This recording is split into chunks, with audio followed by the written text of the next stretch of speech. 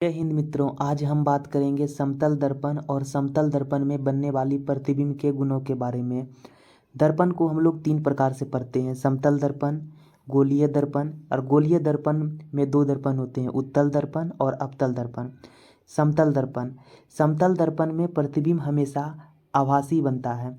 जिस प्रकार से हम देख सकते हैं कि समतल दर्पण है जिसका ये तल समतल होता है, और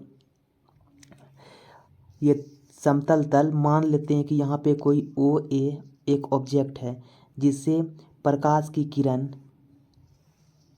पास कर रही है, जो समतल दर्पण से टकराती है। और ये किरण, चूँकि ये 90 डिग्री पे टकराती है, इसलिए ये वापस उसी पथ से लौट जाएगी। और एक किरण इससे ये परावर्तित हो जाती है। ये कोण आई है, आपतन कोण जिसे कहते हैं, ये आर है। ये किरण आपस में नहीं मिलती, इसलिए प्रतिबिंब हमेशा वास्तविक प्रतिबिंब समतल दर्पण पे वास्तविक नहीं बनेगा। इसे आगे बढ़ाने पर यह दर्पण के पीछे की ओर कहीं मिलती है, इसलिए समतल दर्पण पर प्रतिबिंब आभासी बनता है।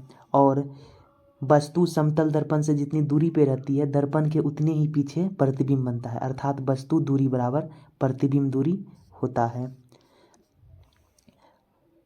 समतल दर्पण द्वारा बने प्रतिबिंब के गुण: प्रतिबिंब दर्पण के हमेशा पीछे बनेगा और दर्पण के पीछे बनी हुई प्रतिबिंब आभासी होगी। प्रतिबिंब का आकार वस्तु के आकार का बराबर होगा और प्रतिबिंब सीधा बनेगा, किंतु पार्श्विक रूप से उल्टा बनेगा। पार्श्विक रूप से उल्टे कहने का अर्थ है कि जब आप किसी समतल दर्पण के सामने अपना फोटो देखते हैं तो आपको सभी कुछ समान दिखता है, लेकिन कुछ चीज़ें समान नहीं होती है। जैसे कि आप अपना अगर उसको दायां हाथ दिखाते हैं तो प्रतिबिंब आपको बायां हाथ दिखाता हुआ प्रतीत होता है। उसी प्रकार से जब आप बायां हाथ दिखाते हैं तो प्रतिबिंब आपको दायां हाथ दिखाई प्रतीत होता है। जैसे कि इस प्रकार से भी एग्जाम्पल से हम लोग इसको समझ सकते हैं।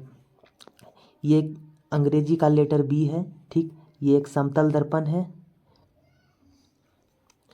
इसका प्रतिबिंब इस प्रकार से इधर इस तरह से कुछ बनेगा, यानी कि प्रतिबिंब का बायां भाग दायां की ओर, दायां भाग बायां की ओर, इसे ही पार्श्व विस्थापित कहते हैं।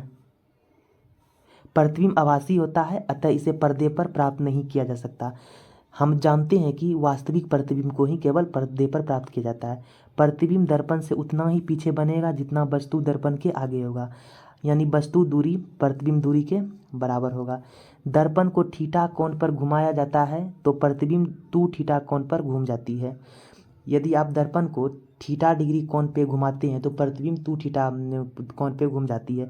इसलिए कहीं अगर ऑनलाइन आप क्लास किए होंगे तो आपको वहाँ पे उसका कैमरा थोड़ा ज़्यादा बोर्ड तो थोड़ा ज़्यादा ही टेढ़ा नज़र आता है, जबकि उसका टेढ़ा थोड़ा कम रहता है।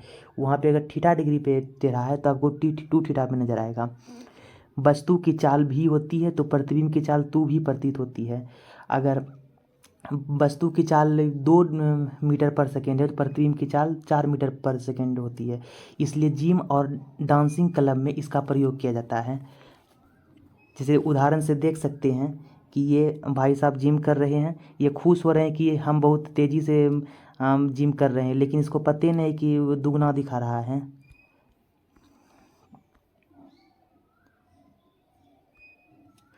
किसी व्यक्ति को अपना पूरा प्रतिबिंब देखने के लिए दर्पण की ऊंचाई व्यक्ति की ऊंचाई की आधी होनी चाहिए, यानी कि अगर पूरा फोटो देखना है तो दर्पण आपके ऊंचाई का आधा होना चाहिए। 2 दर्पण थीटा कोण पर झुके हो तो प्रतिबिंब की संख्या एन बराबर होगा 360 डिग्री बटे थीटा। 360 थीटा डिग्री बटे थीटा निकाल लेंगे। अगर देखेंगे कि ये अगर सम है तो -1 उसमें घटा देंगे तो प्रतिबिंब की संख्या निकल जाएगा। अगर देखेंगे 360 बटे थीटा निकाल करके विषम आ रहा है ना, तो उसमें -1 नहीं घटाएंगे, खाली 360 बटे थीटा निकाल लेंगे, वही प्रतिबिंब की संख्या होगी। इसका उपयोग परिदर्शी पेरिस्कोप में किया जाता है। पेरिस्कोप पनडुब्बी में लगा जाता है, जिससे कि समुद्री जहाज में पनडुब्बी से निगरानी किया जाता है समुद्री जहाज सबको। जैसे ये देख सकते हैं कि ये पनडुब्बी है। पेरिस्कोप कुछ इस प्रकार से पेरिस्कोप होता है, ठीक। और